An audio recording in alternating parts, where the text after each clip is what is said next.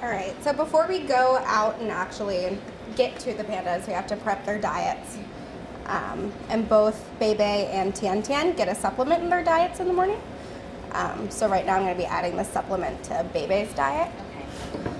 And are these, fruits and veggies grown around here? Are they stuff you buy in a supermarket, or where do they come from? So our nutrition team is in charge of getting the best fruits and veggies for all of the animals in the park, along with meats and things like that. So they pretty much get human grade everything for the animals. And sometimes they'll buy it from a supermarket, sometimes it comes from like a bulk retailer. So you never know. You could be shopping, at Whole Foods, and the person next to you buying sweet potatoes and carrots could be buying it for Bebe or Tian Tian. It could be coming to the zoo.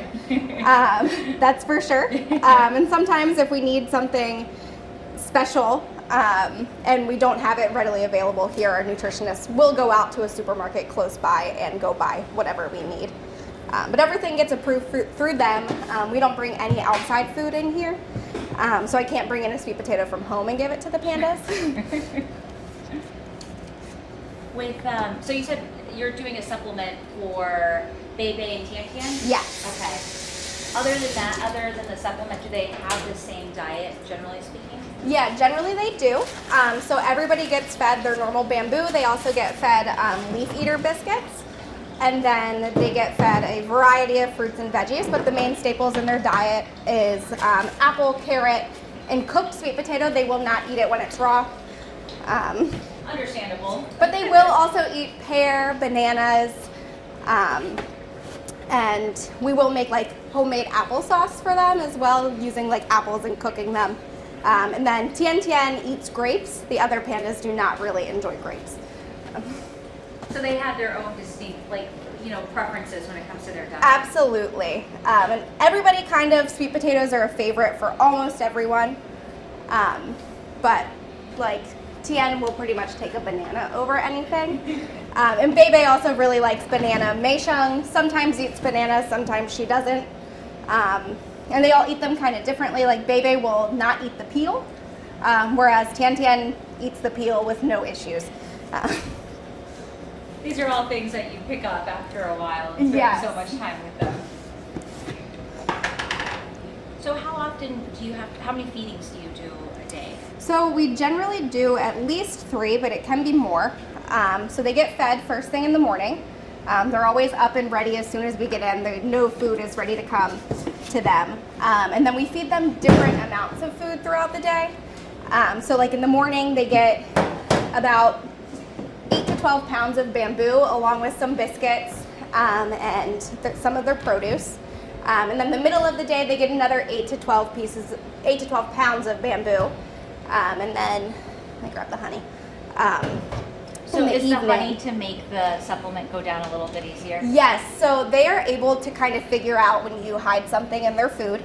They're pretty smart in that way, and if they taste something they don't like, they know that there might be a supplement or there might be medicine or something in that food. So the honey is a good way to kind of just disguise it. And just like you hear with cartoons, all bears love honey. Our pandas love honey, our sloth bears love honey. It's a favorite for everyone. And we use honey for training and stuff when we want to do a little bit of harder behaviors than we generally do. Sure. So if we want to get blood from them or something, we'll use honey as a reward. If we want to do an ultrasound, we use honey as a reward. So it's like a spoonful of honey makes the medicine go down. Pretty much, yeah. And even when we're doing like ultrasounds and stuff, we actually dilute the honey with water. So it's just a little bit of honey and mostly water, and we're able to just squirt it in their mouths, and they'll let us do whatever we need to do. They have no issues. They're like, yes, this is the stuff. Yes. We'll do anything for honey. So you mash it up for them. Yeah, so Bebe, he does not exactly investigate it as much as Tian Tian does, so you can kind of just like stick his into his sweet potato and he's fine with it. But Tian definitely, if he bites into it and feels like a little powdery something, he's like, wait a minute, there's something going on here. So it's good to kind of mash his up. And then he also gets another supplement in his diet. And sometimes we'll make little like sweet potato balls for him and pop them in his mouth. Sometimes he'll eat them in the mash. It kind of just depends on his feelings that day. So Mei Sheng doesn't get supplements supplement? She does not. So Tian supplements are for arthritis, so he's an aging bear. And then Bebe supplements are just a probiotic to help things move through his gut. May has not really shown the need to have supplements right now, but there's always potential in the future that she'll need to be on something as well. And these little balls are actually omega-3, so it helps with Tian's coat. Do you do most of the supplements in the morning then, or? Yeah, so we don't have to do them in the morning. We could do them anytime during the day. But usually the morning is when we actually have the most interactions with the bears, because they come out first thing and they come and they see us. So it's a good time to kind of just get them into them, and if we have to work on it throughout the day, we can. And then when do you make the biscuits? So those are actually made by a commercial retailer who makes biscuits for all zoo animals out there. And then we also get some specialty biscuits made by our nutrition department. So they've made in the past bamboo biscuits for Bebe when he was unable to eat bamboo. And they've also made a biscuit that kind of has like some beet in it. And that was to help us with getting some weight back on Tian after he lost weight during rut. And then currently, Bebe is getting a mixture of different kinds of biscuits. So not only is he getting his normal leaf eater biscuits that he used to get, he's now getting a cinnamon flavored biscuit and a banana flavored biscuit to see if we can maybe transition his diet up a little bit. Do you, when it comes to his age, I know is he relatively young still when it comes to like the lifespan of a panda? Yes. So Bebe is going to be 3 this year, so he's just now turning into like an adolescent. Yeah. So he's about to go through like his teenage years. And then Tian's going to be 21 this year, so he's considered a adult panda at this age. He's an aging panda. Pandas can live well into their late 20s, even early 30s. So he's just kind of showing the signs of a little bit of aging and old age coming up now, and May's going to be 20 this year. Actually, no, she just turned 20. Now, Oh, that's I right. cannot keep their birthdays together. Yes, I saw that on May social Shun media. just turned 20 on Sunday. With the cake and all. With the cake and all. Everybody gets cakes for their birthdays. It's a very big deal. So yeah, As it she's also well into her adult years, but they have a ways to go. Sure. Wait.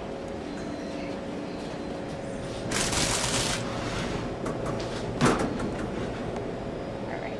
So their produce comes separately from their biscuits. Their biscuits come in these different ones over here.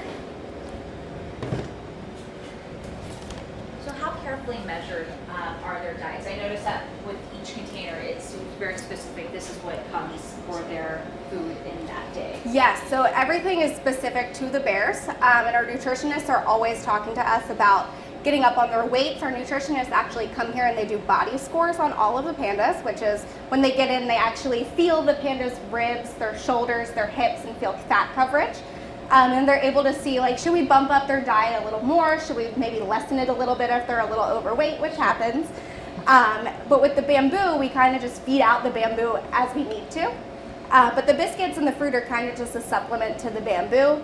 So they don't necessarily need to eat this stuff. Sure. They love this stuff. But our nutritionists are really good about like seeing what they need, and things fluctuate throughout the year. So in the winter is when they're eating the most heavily. They're eating tons of bamboo. They all eat about 100 pounds of bamboo a day in the winter.